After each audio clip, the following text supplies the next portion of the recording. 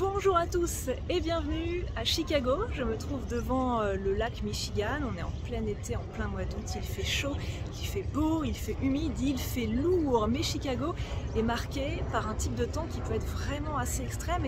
Et le phénomène, je pense, le plus marquant qu'on peut avoir à Chicago, eh bien, c'est ce qui s'appelle l'effet de lac. Alors l'effet de lac, qu'est-ce que c'est?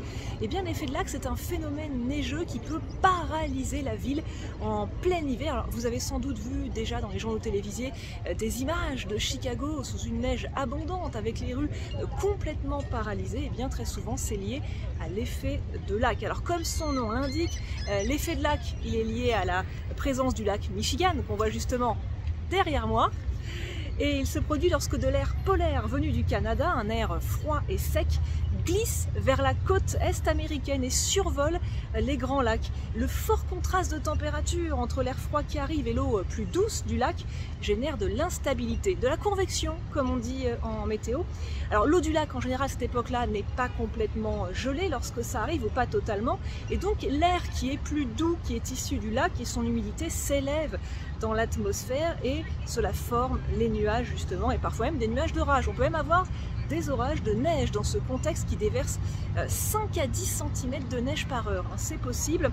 Alors ces bandes neigeuses, elles sont quand même très localisées sur certaines rives du lac en particulier, et en fonction du vent, on peut avoir des chutes de neige très fortes sur un côté du lac et de l'autre côté, eh bien, quasiment rien. C'est un phénomène qui est intense, localisé, qui ne dure pas très longtemps, mais qui peut créer quand même pas mal de problèmes et réduire à néant la visibilité sur les routes et donc créer beaucoup de carambolages. Alors, l'effet de lac il se produit surtout entre mi-novembre et mi-janvier, au moment où la différence de température entre l'air et l'eau du lac est la plus grande justement. Alors si vous êtes en visite en pleine ville à Chicago et qu'on parle d'un effet de lac en plein hiver dans les journaux télévisés, et bien là méfiez-vous, c'est un phénomène qui peut être quand même particulièrement dangereux. Ça crée un véritable blizzard très violent, très intense, mais très court, quelques minutes à quelques heures, c'est tout. Alors l'effet de lac, on le retrouve aussi en France, sur les côtes de la Manche, on a le même principe, avec l'eau de la mer qui est justement un petit peu plus douce que l'air qui arrive, et on peut avoir aussi des orages de neige et aussi de grosses chutes de neige sur la Manche. On a eu un effet de lac assez important en 2009-2010 au cours de l'hiver évidemment, où on avait relevé 60 cm de neige sur le Cotentin.